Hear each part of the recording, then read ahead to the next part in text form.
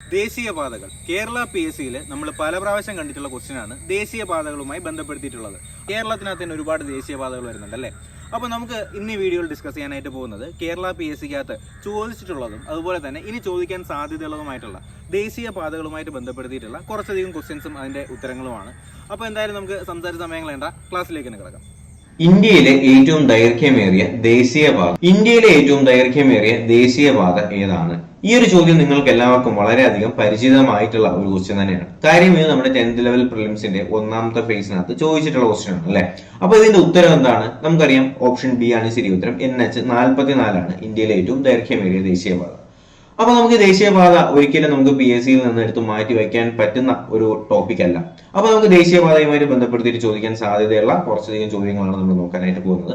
അപ്പൊ ഒന്നാമത്തെ ക്വസ്റ്റ്യൻ ഇത് തന്നെ ആവട്ടെ. ഇന്ത്യയിൽ ഏറ്റവും ദൈർഘ്യമേറിയ ദേശീയപാത ഏതാണ്? NH44 ആണ്. ശ്രദ്ധിക്കുക, NH44 ആണ്. ഈ NH44 ബന്ധിപ്പിക്കുന്ന സ്ഥലങ്ങൾ എവിടേക്കെന്ന് ചോദിച്ചാൽ അത് നമ്മുടെ ശ്രീനഗർ മുതൽ കന്യാകുമാരി വരെയാണ് കേട്ടോ. അപ്പോൾ നമ്മുടെ ശ്രീനഗർ മുതൽ കന്യാകുമാരി വരെ കണക്ട് ചെയ്യുന്ന ദേശീയപാത അറിയപ്പെടുന്ന പേരാണ് NH44 എന്ന് പറയുന്നത്.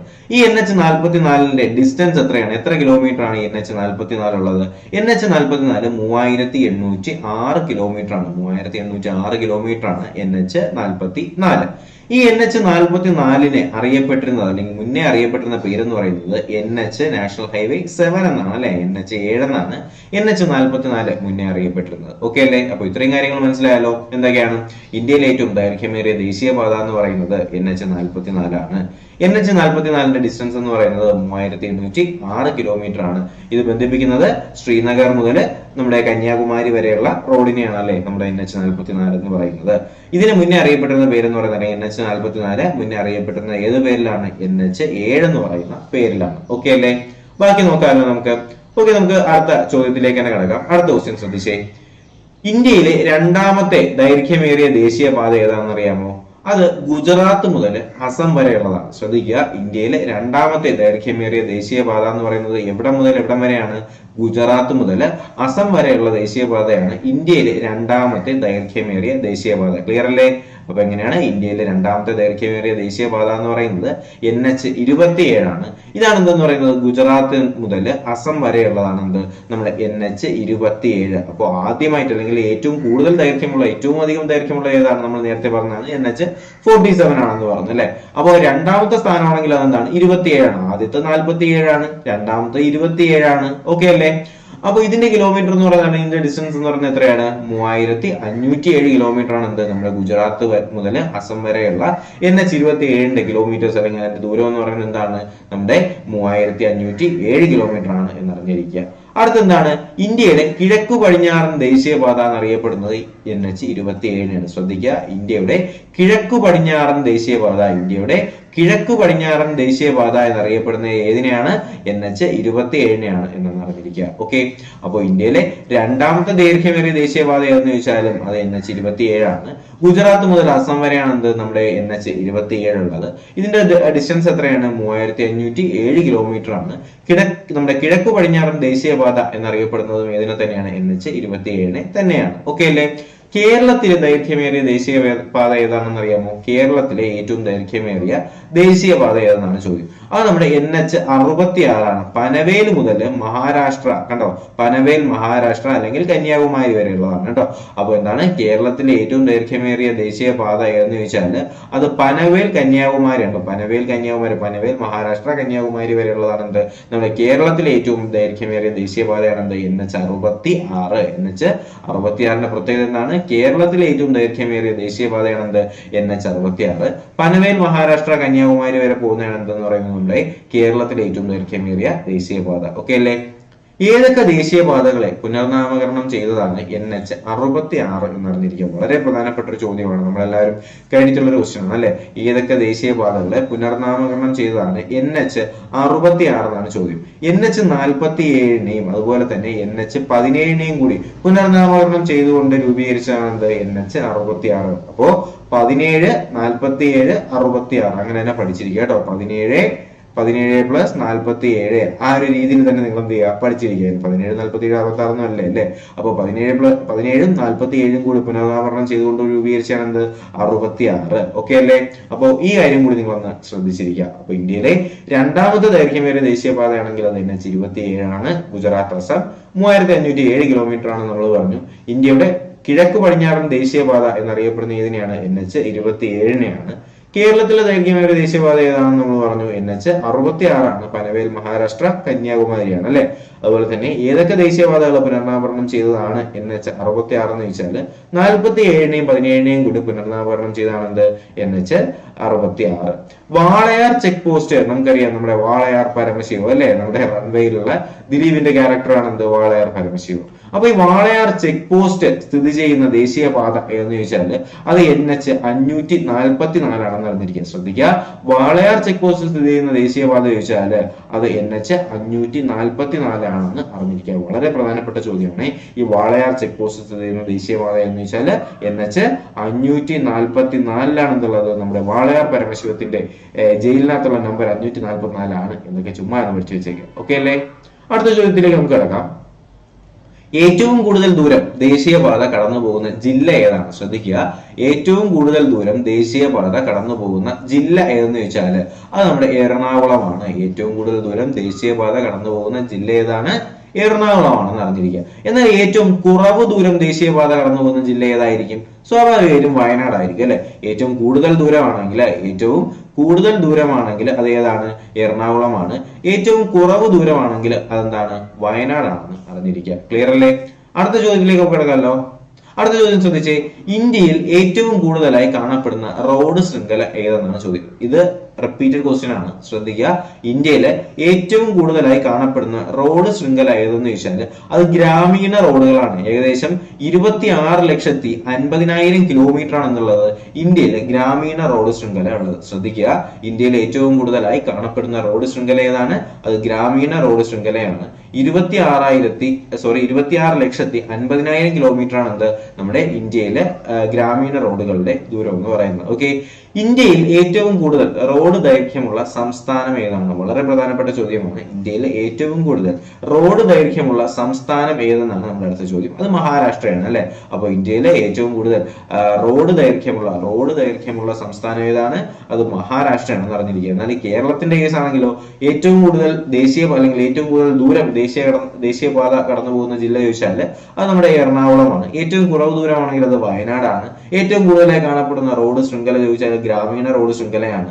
അത് 26,50,000 കിലോമീറ്റർ ആണ്. അതുപോലെ തന്നെ ഇന്ത്യയിൽ ഏറ്റവും കൂടുതൽ റോഡ് ദൈർഘ്യമുള്ള സംസ്ഥാനം ചോദിച്ചാൽ അത് മഹാരാഷ്ട്രയാണെന്ന് കൂടി അറിഞ്ഞിരിക്കുക. ക്ലിയർ അല്ലേ? അടുത്തതിലേക്ക് നമുക്ക് കിടക്കാലോ. അടുത്തെന്താണ്? വനിതകൾക്ക് മാത്രമായി ഉത്തർപ്രദേശ് സർക്കാർ ആരംഭിച്ച ബസ് സർവീസിന്റെ പേരെന്നാണ്. ശ്രദ്ധിക്കുക, വനിതകൾക്ക് മാത്രമായിട്ട്, സ്ത്രീകൾക്ക് മാത്രമായിട്ട് നമ്മുടെ ഉത്തർപ്രദേശ് സർക്കാർ ആരംഭിച്ച ബസ് സർവീസിന്റെ പേര് ചോദിച്ചാൽ അതെന്താണ്? പിങ്ക് എക്സ്പ്രസ് എന്നാണ് കേട്ടോ. അപ്പൊ അത് വനിതകൾക്ക് മാത്രമായിട്ടുള്ളതാണ് ഈ പിങ്ക് എക്സ്പ്രസ്. ഈ പിങ്ക് എക്സ്പ്രസ് കൊണ്ടുവന്നിട്ടുള്ള സംസ്ഥാനം ഏതെന്ന് ചോദിച്ചാൽ അത് ഏത് സംസ്ഥാനമാണെന്ന് അറിഞ്ഞിരിക്കുക. നമ്മുടെ ഉത്തർപ്രദേശ് സർക്കാരാണ് കൊണ്ടുവന്നിട്ടുള്ളത് അല്ലെ. അപ്പൊ പിങ്ക് എക്സ്പ്രസ് എന്ന് പറയുന്നത് ഡൽഹി മുതൽ ലക്നൗ വരെയാണ് കേട്ടോ. ആ ഒരു ദൂരമാണ് നമ്മൾ അറിഞ്ഞിരിക്കേണ്ടത്. അല്ലെങ്കിൽ എവിടം മുതൽ എവിടം വരെയാണ് ഈ പിങ്ക് എക്സ്പ്രസ് എന്ന് ചോദിച്ചാൽ അത് ഡൽഹി മുതൽ ലക്നൗ വരെയാണ് അല്ലെ. ഒരുപാട് സ്ത്രീകൾക്കെതിരായിട്ടുള്ള അതിക്രമങ്ങളൊക്കെ നടക്കുന്ന സ്ഥലമാണ് അത് ഉത്തർപ്രദേശ് എന്ന് പറയുന്നത്. അതുകൊണ്ട് തന്നെ വനിതകൾക്ക് മാത്രമായിട്ട് എന്ത് ചെയ്യണം? അങ്ങനെ ഒരു ബസ് സർവീസിന്റെ ആവശ്യകത ഏറ്റവും കൂടുതലുള്ള സ്ഥലം എവിടെ തന്നെയാണ്? ഉത്തർപ്രദേശ്, ഡൽഹി ആ ഒരു ഏരിയ തന്നെയാണ് അല്ലെ. അപ്പൊ വനിതകൾക്ക് മാത്രമായിട്ട് എന്താണ് ഉത്തർപ്രദേശ് സർക്കാർ ആരംഭിച്ച ബസ് സർവീസിന്റെ പേര് ചോദിച്ചാൽ അതെന്താണ്? നമ്മുടെ പിങ്ക് എക്സ്പ്രസ് ആണ്. ഡൽഹിയിലാണ്, അല്ലെങ്കിൽ ഡൽഹി മുതൽ ലക്നൗ വരെയാണെന്ന് അറിഞ്ഞിരിക്കുക. അടുത്ത ചോദ്യം, ഇന്ത്യയിലെ ദേശീയപാതകളുടെ നിർമ്മാണവും സംരക്ഷണവും വഹിക്കുന്നത് അല്ലെങ്കിൽ നിർവഹിക്കുന്നത് ആരെന്ന് ചോദിച്ചാൽ അത് national highway authority of India ആണ്, അല്ലെങ്കിൽ NHAI ആണ്. ഇതിന്റെ ഫുൾ ഫോം ഒരുപക്ഷെ ചോദിച്ചേക്കാം. NHAIയുടെ ഫുൾ ഫോം എന്താണ്? National highway authority of India ആണ് അല്ലെ. NHAI എന്ന് വെച്ചാൽ എന്താണ്? National highway authority of India ആണ് എന്ത് NHAI. അപ്പോ ഇന്ത്യയിലെ ദേശീയ പാതകളുടെ നിർമ്മാണവും സംരക്ഷണവും നിർവഹിക്കുന്നത് ആരാണ്? അത് NHAI ആണ്, national highway authority of India ആണെന്ന് കൂടി അറിഞ്ഞിരിക്കുക. ഓക്കെ അല്ലേ? അടുത്ത ചോദ്യത്തിലേക്ക് നമുക്ക് എടുക്കാലോ. National highway authority of India ആരംഭിച്ച വർഷം അല്ലെങ്കിൽ അതിന്റെ പ്രവർത്തനം ആരംഭിച്ചത് ഏത് വർഷം എന്ന് ചോദിച്ചാൽ അത് 1995 അപ്പൊ NHAI വരുന്നത് 1995 വരുന്നത് NHAI വരുന്നത്. എന്നാലും national highway authority of India act പാസ്സാക്കിയത് ചോദിച്ചാല് 3 വർഷം കൂടി കഴിഞ്ഞിട്ടാണ് അല്ലെ. 3 വർഷം കൂടി കഴിഞ്ഞതിന് ശേഷം എന്ത് വരുന്നു? 1998 എന്ത് ചെയ്യുന്നു? National highway authority of India act വരുന്നു. ശ്രദ്ധിക്കുക, എന്താണ് NHAI എന്ന് പറയുന്നത്? ഇന്ത്യയിലെ ദേശീയ പാതകളുടെ നിർമ്മാണവും സംരക്ഷണവും നിർവഹിക്കുന്നത് അല്ലെങ്കിൽ അതോറിറ്റി ആണെന്ന് പറയുന്നത് നമ്മുടെ national highway authority of India എന്ന് പറയുന്നത്. ഇത് രൂപീകരിച്ചത് 1995 national highway authority of India act വരുന്നത് 1988 കേട്ടോ. 1988 എന്ത് വരുന്നത്? National highway authority of India act വരുന്നത് 88. അത് ചെറിയൊരു മിസ്റ്റേക്ക് പറ്റിയിട്ടുണ്ട്. 88 കേട്ടോ. അപ്പൊ ആക്ട് വന്നതിന് ശേഷമല്ലേ അത് എന്തായിട്ട് മാറുന്നത്? അതിന്റെ പ്രവർത്തനമൊക്കെ ആരംഭിക്കുന്നത്. അപ്പൊ 1995 പ്രവർത്തനം ആരംഭിക്കുന്നു. ഇത് പ്രവർത്തനം ആരംഭിക്കാൻ വേണ്ട ആക്ട് വരുന്ന ഏത് വർഷം എന്ന് ചോദിച്ചാൽ അത് 1988 1988 എന്ത് ചെയ്യുന്നത്? National highway authority of India act പാസ്സാക്കുന്ന 1988. ഇത് നിലവിൽ വരുന്നതാണ് എപ്പോഴ്? 1995. ക്ലിയർ അല്ലേ? അടുത്ത ചോദ്യത്തിലേക്ക് കിടക്കാലോ. വാഹനങ്ങൾക്ക് അന്തർ സംസ്ഥാന തലത്തില് സഞ്ചാര സ്വാതന്ത്ര്യം അനുവദിച്ചുകൊണ്ടുള്ള നാഷണൽ പെർമിറ്റ് സ്കീം ആരംഭിച്ചത് ഏത് വർഷമാണെന്ന് ചോദിച്ചാൽ അത് 1975. നമ്മൾ കണ്ടിട്ടുണ്ടാവും അന്തർ സംസ്ഥാന വെഹിക്കിൾസ്. നമുക്കറിയാം നമ്മുടെ ഉത്തർപ്രദേശിൽ നിന്നും ബീഹാറിൽ നിന്നും അതുപോലുള്ള പല പഞ്ചാബിൽ നിന്നൊക്കെ ലോറികൾ നമ്മുടെ കേരളത്തിലൂടെ ഓടുന്നുണ്ട് അല്ലെ. അതിനെല്ലാം എന്തുണ്ട്? നാഷണൽ പെർമിറ്റുകളുണ്ട് അല്ലെ. നാഷണൽ പെർമിറ്റ് ഉള്ള ലോറികളാണ് എന്ത് ചെയ്യുന്നത്? ബാക്കി സംസ്ഥാനങ്ങളിലുള്ള ലോറികൾക്ക് വേറെ ഏതെങ്കിലും സംസ്ഥാനങ്ങളിൽ ഓടണമെങ്കിൽ എന്ത് വേണം? നാഷണൽ പെർമിറ്റ് വേണം. അങ്ങനെയുള്ള അന്തർ സംസ്ഥാന തലത്തിൽ സഞ്ചാര സ്വാതന്ത്ര്യം അനുവദിച്ചിട്ടുള്ള നാഷണൽ പെർമിറ്റ് സ്കീം നിലവിൽ വന്ന വർഷം ചോദിക്കുകയാണെങ്കിൽ അത് 1975 പറഞ്ഞിരിക്കുക. 1975 ഈ നാഷണൽ പെർമിറ്റ് എന്ന് പറയുന്ന ഈ ഒരു പരിപാടി ആരംഭിക്കുന്നത്. 1975 നാഷണൽ പെർമിറ്റ് എന്ന് പറയുന്ന ഈ ഒരു പ്രോഗ്രാം ആരംഭിക്കുന്നത്. 1975 പറഞ്ഞിരിക്കുക. അടുത്ത ചോദ്യം ശ്രദ്ധിച്ചേ. ന്യൂഡൽഹിയിലെ രാഷ്ട്രപതി ഭവൻ മുതൽ, ഇത് നമുക്ക് എല്ലാവർക്കും വളരെയധികം അറിയാവുന്ന ഒരു ക്വസ്റ്റ്യൻ തന്നെയാണ്. ന്യൂഡൽഹിയിലെ രാഷ്ട്രപതി ഭവൻ മുതൽ നാഷണൽ സ്റ്റേഡിയം വരെ നീളുന്ന പാതയുടെ പേരെന്താണെന്ന് ചോദിച്ചാൽ അത് രാജ്പത്ത് ആണ് അല്ലെ. നമുക്ക് എല്ലാവർക്കും അറിയാവുന്ന ക്വസ്റ്റ്യൻ ആണ്. അത് എവിടെ മുതൽ എവിടം വരെ ആണ് എന്നാണ് നമുക്ക് ചെറിയൊരു കൺഫ്യൂഷൻ ഉള്ളത്. അപ്പോൾ നമ്മുടെ ന്യൂഡൽഹിയിലെ രാഷ്ട്രപതി ഭവൻ മുതൽ നാഷണൽ സ്റ്റേഡിയം വരെ നീളുന്ന പാതയെ അറിയപ്പെടുന്ന പേരാണെന്ത്? രാജ്പത്ത് എന്നറിയപ്പെടുന്നത്. അപ്പൊ ഇവിടെയാണ് ഈ രാജ്പത്തിന്റെ പ്രത്യേകത എന്താണ്? ഇവിടെയാണ് റിപ്പബ്ലിക് ദിന പരേഡുകൾ നടക്കുന്നത്. എവിടെയാണ്? രാജ്പത്തിലാണ് അല്ലെ. അപ്പൊ നമ്മുടെ ന്യൂഡൽഹിയിലെ രാഷ്ട്രപതി ഭവൻ മുതൽ നമ്മുടെ നാഷണൽ സ്റ്റേഡിയം വരെ നീളുന്ന പാത അറിയപ്പെടുന്ന പേരെന്താണ്? രാജ്പത്ത് എന്നാണ്. ഈ രാജ്പത്തിന്റെ പ്രത്യേകത എന്താണ്? റിപ്പബ്ലിക് ദിന പരേഡുകൾ നടക്കുന്നത് എവിടെയാണെന്ന് ചോദിച്ചാൽ അത് രാജ്പത്തിലാണ് എന്ന് അറിഞ്ഞിരിക്കുക. അടുത്ത ചോദ്യം ശ്രദ്ധിച്ചേ. ഈസ്റ്റ് വെസ്റ്റ് ഇടനാഴി പദ്ധതിയും നോർത്ത് സൗത്ത് ഇടനാഴി പദ്ധതിയും സംഗമിക്കുന്ന സ്ഥലം ചോദിക്കാം കേട്ടോ. ശ്രദ്ധിക്കണം. ഈസ്റ്റ് വെസ്റ്റ് ഇടനാഴി പദ്ധതിയും അതുപോലെ തന്നെ നോർത്ത് സൗത്ത് ഇടനാഴി പദ്ധതിയും സംഗമിക്കുന്ന സ്ഥലമാണ് ഝാൻസി. ഓക്കെ അല്ലേ? എന്താണ്? ഈസ്റ്റ് വെസ്റ്റ് ഇടനാഴി പദ്ധതിയും അതുപോലെ തന്നെ നോർത്ത് സൗത്ത് ഇടനാഴി പദ്ധതിയും കൂടി സംഗമിക്കുന്ന സ്ഥലമാണ് എന്തെന്ന് പറയുന്നത് നമ്മുടെ ഝാൻസി റാണിയുടെ ഝാൻസി കേട്ടോ. ആ ഒരു രീതിയിൽ തന്നെ അറിഞ്ഞിരിക്കുക. ഈസ്റ്റ് വെസ്റ്റും നോർത്ത് സൗത്തും കൂടി കൂടിച്ചേരുന്ന സ്ഥലമാണ് എന്തെന്ന് പറയുന്നത് ഝാൻസി. ക്ലിയർ അല്ലേ? അടുത്ത ചോദ്യം. നോർത്ത് സൗത്ത് ഇടനാഴി ബന്ധിപ്പിക്കുന്ന സ്ഥലങ്ങൾ ഏതൊക്കെയാണ് ചോദ്യം. ശ്രദ്ധിക്കുക. നോർത്ത് സൗത്ത് ഇടനാഴി ബന്ധിപ്പിക്കുന്ന സ്ഥലങ്ങൾ ചോദിച്ചാൽ അത് കന്യാകുമാരി മുതൽ ശ്രീനഗർ വരെയാണ് അല്ലെ. അപ്പൊ നമുക്കറിയാം കന്യാകുമാരി മുതൽ ശ്രീനഗർ വരെയുള്ളതാണ്. കന്യാകുമാരി ശ്രീനഗറാണ് എന്ത്? നോർത്ത് സൗത്ത് ഇടനാഴി ബന്ധിപ്പിക്കുന്ന സ്ഥലങ്ങൾ ഏതൊക്കെയെന്ന് ചോദിച്ചാൽ അത് കന്യാകുമാരി ശ്രീനഗർ ആണ്. അപ്പൊ നോർത്ത് സൗത്ത് നമുക്കറിയാം നമ്മുടെ ഇന്ത്യയുടെ നോർത്ത് എന്ന് പറയുന്നത് എവിടെയാണ്? നമ്മുടെ ശ്രീനഗറാണ് അല്ലെ. അതുപോലെ തന്നെ ഇന്ത്യയുടെ സൗത്ത് എന്ന് പറയുന്നത് കന്യാകുമാരി, നമ്മുടെ NH-47 ഒക്കെ വരുന്ന സ്ഥലം അല്ലെ. അപ്പൊ കന്യാകുമാരി മുതൽ ശ്രീനഗർ വരെ ബന്ധിപ്പിക്കുന്ന സ്ഥലങ്ങളാണ് എന്തെന്ന് പറയുന്നത് നോർത്ത് സൗത്ത് ഇടനാഴി. നോർത്ത് സൗത്ത് ഇടനാഴി. ജസ്റ്റ് നിങ്ങൾ ഇന്ത്യയിലെ കാര്യം ആലോചിച്ചാൽ ഇന്ത്യയുടെ നോർത്തും ഇന്ത്യയുടെ സൗത്തും, ഇന്ത്യയുടെ നോർത്ത് ഇന്ത്യയുടെ സൗത്ത് അല്ലെ. അപ്പൊ ഇടനാഴി ബന്ധിപ്പിക്കുന്ന സ്ഥലങ്ങൾ ഏതൊക്കെ ആയിരിക്കും? സ്വാഭാവികമായിട്ട് ശ്രീനഗർ, കന്യാകുമാരി ആയിരിക്കും. അടുത്ത ചോദ്യം. സെൻട്രൽ റോഡ് റിസർച്ച് ഇൻസ്റ്റിറ്റ്യൂട്ട് സ്ഥിതി ചെയ്യുന്ന എവിടെയാണ്? വളരെ പ്രധാനപ്പെട്ട ഒരു ചോദ്യമാണ് എന്ത് ഈ central road research institute. Central road research institute സ്ഥിതി ചെയ്യുന്ന സ്ഥലം എവിടെയാണെന്ന് ചോദിച്ചാൽ അത് ന്യൂഡൽഹിയിലാണ് എന്നറിഞ്ഞിരിക്കുക. സെൻട്രൽ റോഡ് റിസർച്ച് ഇൻസ്റ്റിറ്റ്യൂട്ട് സ്ഥിതി ചെയ്യുന്ന എവിടെയാണ്? അത് ന്യൂഡൽഹിയിലാണ്. സെൻട്രൽ റോഡ് റിസർച്ച് ഇൻസ്റ്റിറ്റ്യൂട്ട് ന്യൂഡൽഹിയിലാണ്. അതുപോലെ ഇന്ത്യയിലെ റോഡ് ഗതാഗത പ്രശ്നങ്ങളെ കുറിച്ച് പഠിക്കാനായിട്ട് നിയോഗിച്ച കമ്മിറ്റിയുടെ പേര് വളരെ പ്രധാനപ്പെട്ട ഒരു ചോദ്യമാണ്. അതൊരു റെയർ ക്വസ്റ്റ്യൻ ആണ് അല്ലെ. അപ്പൊ ഇന്ത്യയിലെ റോഡ് ഗതാഗതത്തെ കുറിച്ച് അല്ലെങ്കിൽ അതിന്റെ പ്രശ്നങ്ങളെ കുറിച്ച് പഠിക്കാനായിട്ട് നിയോഗിച്ച കമ്മിറ്റിയാണ് എന്ത്? ജയ്ക്കർ കമ്മിറ്റി അല്ലെങ്കിൽ റോഡ് വികസന കമ്മിറ്റി. ശ്രദ്ധിക്കുക, എന്താണ് ജയ്ക്കർ കമ്മിറ്റി എന്ന് ചോദിക്കുകയാണെങ്കിൽ ജയ്ക്കർ കമ്മിറ്റി എന്താണ്? ജയ്ക്കർ കമ്മിറ്റി ഇന്ത്യയിലെ റോഡ് ഗതാഗത പ്രശ്നങ്ങളെ കുറിച്ച് പഠിക്കാനായിട്ട് നിയോഗിച്ച കമ്മിറ്റിയാണ് എന്തിടെ? ജയ്ക്കർ കമ്മിറ്റി. അടുത്ത ചോദ്യം, ഇന്ത്യയിലെ ആദ്യത്തെ എക്സ്പ്രസ് പാത ഏതാണ്? പല പ്രാവശ്യം ചോദിച്ചു കണ്ടിട്ടുള്ള ചോദ്യമാണ്. ഇന്ത്യയിലെ ആദ്യത്തെ എക്സ്പ്രസ് പാത എവിടെ മുതൽ എവിടം വരെയാണ്? നമ്മുടെ മുംബൈ പൂനെ എക്സ്പ്രസ് പാതയാണ് കേട്ടോ. അപ്പൊ ഇന്ത്യയിലെ ആദ്യത്തെ എക്സ്പ്രസ് പാത ഏതെന്ന് ചോദിച്ചാൽ അത് മുംബൈ പൂനെ എക്സ്പ്രസ് പാതയാണ്. ഇന്ത്യയിലെ തന്നെ ആദ്യത്തെ എക്സ്പ്രസ് പാത ഏതാണ്? മുംബൈ പൂനെ എക്സ്പ്രസ് പാതയാണ്. ഇത് പ്രവർത്തനം ആരംഭിച്ചത് 2002-ലും. ഇതിന്റെ ദൈർഘ്യം എന്ന് പറയുന്നത് ഏകദേശം 94.5 കിലോമീറ്റർ ആണെന്ന് പറഞ്ഞിരിക്കുക. അപ്പൊ ഇന്ത്യയിലെ പ്രവർത്തനം ആരംഭിച്ച എന്താണ് എക്സ്പ്രസ് പാത ഏതെന്ന് ചോദിച്ചാൽ അത് നമ്മുടെ മുംബൈ പൂനെ എക്സ്പ്രസ് പാതയാണ് എന്നൊന്ന് അറിഞ്ഞിരിക്കുക. അതുപോലെ തന്നെ ഇത് പ്രവർത്തനം ആരംഭിച്ചത് ഏത് വർഷമാണ്? 2002-ലാണ്. ഇതിന്റെ ദൈർഘ്യം എന്ന് പറയുന്നത് 94.5 കിലോമീറ്റർ ആണെന്ന് കൂടി അറിഞ്ഞിരിക്കുക. അടുത്ത ചോദ്യം, ആൻഡമാൻ ട്രങ്ക് റോഡ് ബന്ധിപ്പിക്കുന്ന സ്ഥലങ്ങൾ ഏതൊക്കെയാണ്? വളരെ പ്രധാനപ്പെട്ട ചോദ്യമാണ് അല്ലെ. ആൻഡമാൻ ട്രങ്ക് റോഡ് ബന്ധിപ്പിക്കുന്ന സ്ഥലങ്ങൾ ഏതൊക്കെയാണ്? നമുക്കറിയാം പോർട്ട് ബ്ലെയർ മുതൽ മായാബന്ദർ വരെയാണ് കേട്ടോ. പോർട്ട് ബ്ലെയർ, മായാബന്ദർ നമ്മൾ ഇതൊന്നും വളരെ ക്ലിയർ ആയിട്ട് തന്നെ അറിഞ്ഞിരിക്കുക. ആൻഡമാൻ നമുക്കറിയാം, ആൻഡമാൻ നിക്കോബാർ അല്ലെ. ആൻഡമാൻ നിക്കോബാർ, പോർട്ട് ബ്ലെയർ അറിയാലോ അത്. അപ്പൊ ആൻഡമാൻ ട്രങ്ക് റോഡ് ബന്ധിപ്പിക്കുന്ന സ്ഥലങ്ങൾ ഏതൊക്കെയായിരിക്കും? സ്വാഭാവികമായിട്ട് പോർട്ട് ബ്ലെയർ ഉണ്ടാവും. അതുപോലെ തന്നെ Mayabunder, port Blair, Andaman trunk road. Clear അല്ലേ? അടുത്ത ചോദ്യം ശ്രദ്ധിച്ചേ. അടുത്ത ചോദ്യം, മറ്റു ദേശീയ പാതകളുമായി ബന്ധമില്ലാതെ കിടക്കുന്ന ദേശീയ പാത ഏതെന്ന് ചോദിച്ചാൽ അത് ഏതാണ്? ആൻഡമാൻ ട്രങ്ക് റോഡാണ്. അപ്പൊ ആൻഡമാൻ ട്രങ്ക് റോഡിന് അങ്ങനെ ഒരു പ്രത്യേകതയും കൂടിയാണ്. എന്താണ്? മറ്റ് ദേശീയ പാതകളുമായി ബന്ധമില്ലാതെ കിടക്കുന്ന ദേശീയ പാത ഏതാണെന്ന് ചോദിച്ചാല് അത് ആൻഡമാൻ ട്രങ്ക് റോഡാണ്. സ്വാഭാവികമായിട്ടും അങ്ങനെയല്ലേ വരത്തുള്ളൂ. കാര്യം എന്താണ്? ഇന്ത്യക്കകത്ത് കിടക്കുന്നതും അതുപോലെ തന്നെ ഒരു ദ്വീപ് സമൂഹമായിട്ടും എന്ത് കാണത്തില്ല? റോഡ് മാർഗം ബന്ധം കാണത്തില്ല അല്ലെ. അപ്പോ മറ്റ് ദേശീയ പാതകളുമായി ബന്ധമില്ലാത്ത ദേശീയപാത എന്ന് വെച്ചാൽ ആൻഡമാൻ ട്രങ്ക് റോഡാണ്.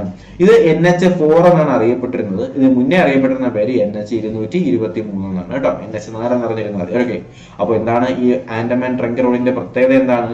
മറ്റ് ദേശീയപാതകളുമായി ബന്ധമില്ലാതെ കിടക്കുന്ന ദേശീയപാതയുടെ എന്ത്? Andaman trunk road. ഇത് ബന്ധിപ്പിക്കുന്ന സ്ഥലങ്ങൾ ഏതൊക്കെയാണ്? പോർട്ട് ബ്ലെയർ, മായാബന്ദർ ആണ്. ഇതിനെ മുന്നേ അറിയപ്പെട്ടിരുന്ന പേരെന്ന് പറയുന്നത് 223 എന്നും നിലവിൽ ഇപ്പോൾ അറിയപ്പെടുന്നത് NH4 എന്നാണെന്ന് കൂടി അറിഞ്ഞിരിക്കുക. ക്ലിയർ അല്ലേ? അടുത്ത പോയിന്റിലേക്ക് നമുക്ക് കിടക്കാമല്ലോ. അടുത്ത പോയിന്റ് ഒന്ന് ശ്രദ്ധിച്ചേ. ഗ്രേറ്റ് ആൻഡമാൻ ട്രങ്ക് റോഡ് എന്നറിയപ്പെടുന്നത് ആൻഡമാൻ ട്രങ്ക് റോഡിനെയാണ്. അപ്പൊ ആൻഡമാൻ ട്രങ്ക് റോഡിനെ കുറിച്ചാണ് നമ്മൾ പറഞ്ഞുകൊണ്ടിരുന്നത്. ഗ്രേറ്റ് ആൻഡമാൻ ട്രങ്ക് റോഡ് എന്നറിയപ്പെടുന്നത് ഏതിനെയായിരിക്കും? ആൻഡമാൻ ട്രങ്ക് റോഡിനെ തന്നെയായിരിക്കും ഗ്രേറ്റ് ആൻഡമാൻ ട്രങ്ക് റോഡ് എന്ന് കൂടി അറിയപ്പെടുന്നത്. അതുപോലെ തന്നെ ഇന്ത്യയിലെ ഏറ്റവും നീളം കൂടിയ ദേശീയപാത നമ്മൾ നേരത്തെ പറഞ്ഞിട്ടുണ്ടായിരുന്നു NH44 ആണ്. ഇന്ത്യയിലെ ഏറ്റവും നീളം കൂടിയ ദേശീയപാതയാണെന്ന് പറയുന്നത് NH44 എന്ന് പറയുന്നതാണ്. ഇന്ത്യയിലെ ഏറ്റവും നീളം കൂടിയ ദേശീയപാതയാണ് NH44. വാരണാസി മുതൽ കന്യാകുമാരി വരെ നീളം എന്ത്? ഈ NH44 എന്ന് പറയുന്നത്. അതുപോലെ തന്നെ ഏറ്റവും ചെറിയ ദേശീയപാത ചോദിച്ചാൽ ഇത് കുറച്ച് പ്രാധാന്യം കൊടുക്കേണ്ട ഒരു ചോദ്യമാണ്. ഏറ്റവും ചെറിയ ദേശീയപാത ഏതാണ്? ഏറ്റവും ചെറിയ ദേശീയപാത?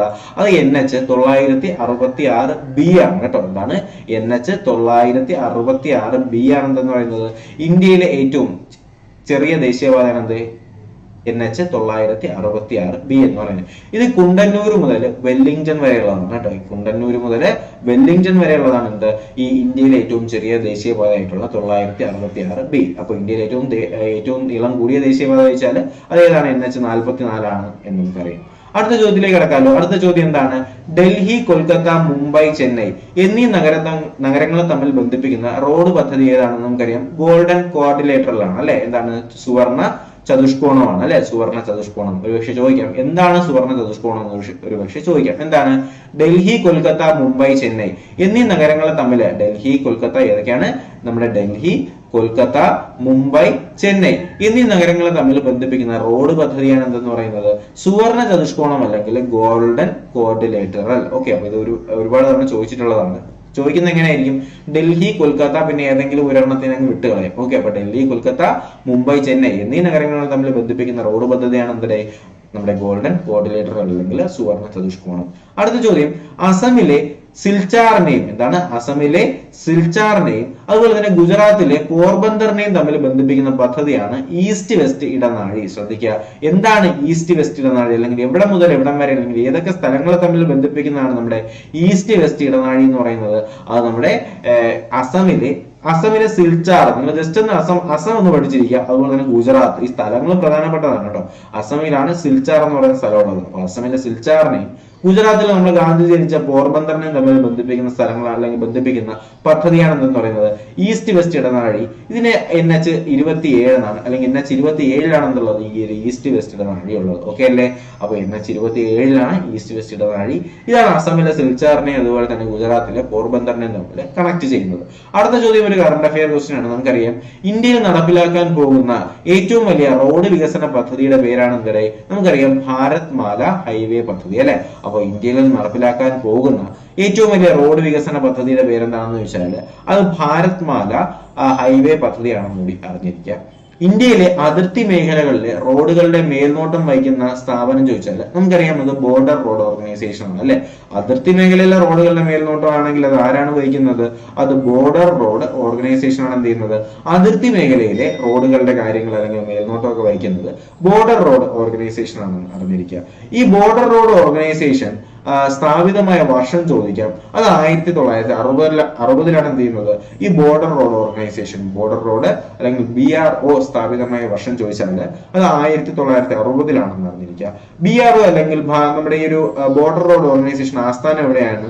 ന്യൂഡൽഹിയിലായിരിക്കും അല്ലെ. ബോർഡർ റോഡ് ഓർഗനൈസേഷൻ ആസ്ഥാനം എവിടെയാണ്? ന്യൂഡൽഹിയിലാണ്. അതുപോലെ തന്നെ ബോർഡർ റോഡ് ഓർഗനൈസേഷൻ ഏറ്റെടുത്ത ആദ്യത്തെ ഉദ്യമം ചോദിച്ചാൽ അത് പ്രോജക്ട് ബീക്കൺ ആണെന്ന് അറിഞ്ഞിരിക്കുക. വളരെ പ്രധാനപ്പെട്ട ചോദ്യമാണ്. എന്താണ് പ്രോജക്ട് ബീക്കൺ എന്ന് അറിഞ്ഞിരിക്കുക. എന്താണ് പ്രോജക്ട് ബീക്കണിന്റെ പ്രത്യേകത? എന്താണ്? നമ്മുടെ ബോർഡർ റോഡ് ഓർഗനൈസേഷൻ ഏറ്റെടുത്ത ആദ്യത്തെ ഉദ്യമത്തിന്റെ പേരാണ് എന്ത്? പ്രോജക്ട് ബീക്കൺ അല്ലെ. അപ്പോ എന്താണ് പ്രോജക്ട് ബീക്കൺ? നമ്മുടെ ബോർഡർ റോഡ് ഓർഗനൈസേഷൻ ഏറ്റെടുത്ത ആദ്യത്തെ ഉദ്യമത്തിന്റെ പേരാണ് നമ്മുടെ പ്രോജക്ട് ബീക്കൺ. അടുത്ത ചോദ്യം എന്തായിരിക്കാം? ഈ പ്രോജക്ട് ബീക്കൺ എവിടെ മുതൽ എവിടം വരെ ആണ് എന്നായിരിക്കും അടുത്ത ചോദ്യം അല്ലെ. അപ്പൊ ഈ ജമ്മു കാശ്മീർ മുതൽ നമ്മുടെ ജമ്മു മുതൽ ശ്രീനഗർ വരെ NH-1A പുനർനിർമ്മാണ പ്രവർത്തനങ്ങൾ അറിയപ്പെടുന്നതാണ് എന്ത്? Project beacon. അപ്പൊ എന്താണ് പ്രോജക്ട് ബീക്കൺ എന്ന് പറയുന്നത്? ജമ്മു കാശ്മീർ അല്ലെങ്കിൽ ജമ്മു മുതൽ ശ്രീനഗർ വരെയുള്ള NH-1A എന്ന് പറയുന്നത് എന്താണ്? ജമ്മു മുതൽ ശ്രീനഗർ വരെയുള്ളതാണ് NH-1A. ഇതിന്റെ പുനർനിർമ്മാണ പ്രവർത്തനങ്ങൾ അറിയപ്പെടുന്ന പേരാണെന്ത്? Project beacon. അപ്പൊ എന്താണ് പ്രോജക്ട് ബീക്കൺ എന്ന് പറയുന്നത്? ജമ്മു മുതൽ ശ്രീനഗർ വരെയുള്ള NH-1A പുനർനിർമ്മാണ പ്രവർത്തനങ്ങൾ അറിയപ്പെടുന്ന പേരാണ് പ്രോജക്ട് ബീക്കൺ. ഈ ബോർഡർ റോഡ് ഓർഗനൈസേഷൻ ഏറ്റെടുത്ത ആദ്യത്തെ ഉദ്യമമാണെന്നത് ഈ പ്രോജക്ട് ബീക്കൺ എന്ന് പറയുന്നത്. അടുത്ത ചോദ്യം ശ്രദ്ധിച്ചേ. ഔറംഗസീബ് റോഡ് അല്ലെങ്കിൽ ന്യൂഡൽഹി ഇപ്പോൾ അറിയപ്പെടുന്നത് ഏത് പേരിലാണെന്ന് ചോദിച്ചാൽ APJ അബ്ദുൽ കലാം റോഡ് ആണ്. ഓക്കെ, അപ്പൊ ഈ ഔറംഗസീബ് റോഡ് ന്യൂഡൽഹിയിലാണ്. അപ്പൊ ഈ ഔറംഗസീബ് റോഡിനെ ഇപ്പൊ അറിയപ്പെടുന്ന പേരെന്താന്ന് ചോദിച്ചാൽ അത് APJ അബ്ദുൽ കലാം റോഡ് എന്നാണ് അല്ലെ. ഔറംഗസീബ് റോഡിനെ അറിയപ്പെടുന്ന പേരെന്താണ്? APJ അബ്ദുൽ കലാം റോഡാണ് ഇവിടെ അറിഞ്ഞിരിക്കുക. ഇന്ത്യയുടെ ആദ്യത്തെ ദേശീയപാത ചോദിച്ചാൽ അത് നമുക്കറിയാം GTR ആണ് അല്ലെ. നമ്മുടെ ഗ്രാൻഡ് ട്രങ്ക് റോഡാണ് അല്ലെ. ഗ്രാൻഡ് ട്രങ്ക് റോഡ് GTR എന്നൊക്കെ അറിയപ്പെടുന്ന എന്താണ്? ഗ്രാൻഡ് ട്രങ്ക് റോഡാണ് അല്ലെ. അപ്പൊ ഇന്ത്യയുടെ ആദ്യത്തെ ദേശീയപാത ഏതെന്ന് ചോദിച്ചാൽ അത് ഗ്രാൻഡ് ട്രങ്ക് റോഡാണ് ഇന്ത്യയിലെ ആദ്യത്തെ ദേശീയപാത എന്ന് അറിഞ്ഞിരിക്കുക. ഇന്ത്യയുടെ ആദ്യത്തെ ദേശീയപാതയായി കണക്കാക്കുന്ന ഗ്രാൻഡ് ട്രങ്ക് റോഡ് നിർമ്മിച്ച ഭരണാധികാരി എപ്പോഴും ചോദിക്കുന്നതാണ് ഷേർഷാ സൂരിയാണ്. അപ്പൊ നമ്മുടെ ഗ്രാൻഡ് ട്രങ്ക് റോഡ് നിർമ്മിച്ച GTR അല്ലെങ്കിൽ ഗ്രാൻഡ് ട്രങ്ക് റോഡ് നിർമ്മിച്ച ഭരണാധികാരി ആരാണ്? ഷേർഷാ സൂരിയാണെന്ന് അറിഞ്ഞിരിക്കുക. ബ്രിട്ടീഷ് ഭരണകാലത്ത് ഗ്രാൻഡ് ട്രങ്ക് റോഡ് അറിയപ്പെട്ടിരുന്നത് ഏത് പേരിലാണ്? ലോങ് വാക്ക് എന്ന് പറയുന്ന പേരിലാണ്. അപ്പൊ ബ്രിട്ടീഷ് ഭരണകാലത്ത് ഗ്രാൻഡ് ട്രങ്ക് റോഡ് അറിയപ്പെട്ടിരുന്ന ഏത് പേരിലാണ്? ലോങ് വാക്ക് എന്ന് പറയുന്ന പേരിലാണ് ബ്രിട്ടീഷ് കാലത്ത് ഗ്രാൻഡ് ട്രങ്ക് റോഡ് അറിയപ്പെട്ടിരുന്നത്. ക്ലിയർ അല്ലേ? അതുപോലെ തന്നെ ഈ ഗ്രാൻഡ് ട്രങ്ക് റോഡ് ബന്ധിപ്പിക്കുന്ന സ്ഥലങ്ങൾ ഒരുപാട് തവണ ചോദിച്ചിട്ടുള്ളതാണ്. കൊൽക്കത്ത മുതൽ അമൃത്സർ വരെയാണ് എന്ത് ചെയ്യുന്നത്? ഈ ഗ്രാൻഡ് ട്രങ്ക് റോഡ് ബന്ധിപ്പിക്കുന്നത്. ക്ലിയർ അല്ലേ? അപ്പൊ നമ്മൾ എന്തൊക്കെയാണ് പറഞ്ഞത്?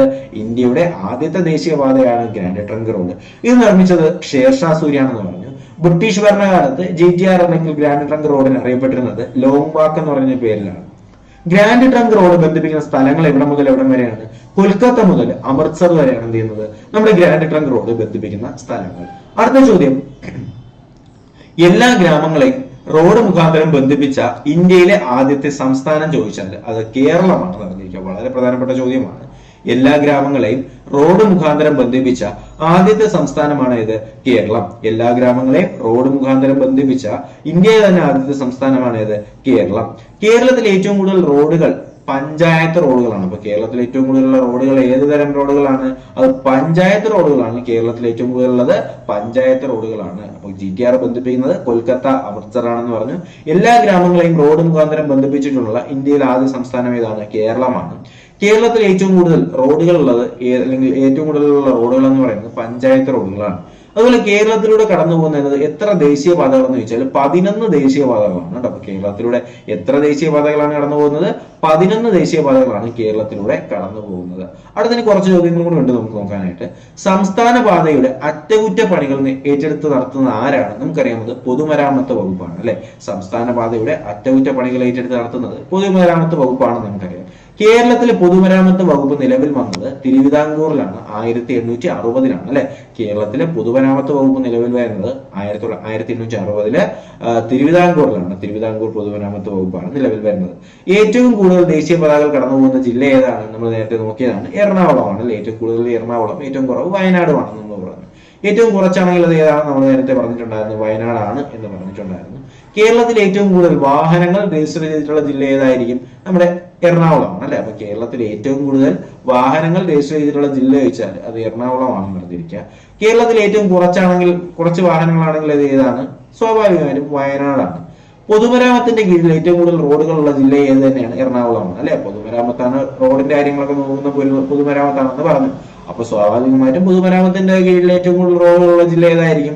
എറണാകുളം തന്നെയായിരിക്കും. അതുപോലെ തന്നെ തിരുവിതാംകൂറിലെ ആദ്യത്തെ ബസ് സർവീസ് ആരംഭിച്ചത് എപ്പോഴാണെന്ന് ചോദിച്ചാൽ തിരുവിതാംകൂറിലെ ആദ്യത്തെ ബസ് സർവീസ് ആരംഭിച്ചത് എപ്പോഴാണെന്ന് ചോദിച്ചാൽ അത് 1938 ഫെബ്രുവരി 20-നാണ് നടന്നിരിക്കുന്നത്. തിരുവിതാംകൂറിലെ ആദ്യത്തെ ബസ് സർവീസ് ആരംഭിച്ചത് എപ്പോഴാണ്?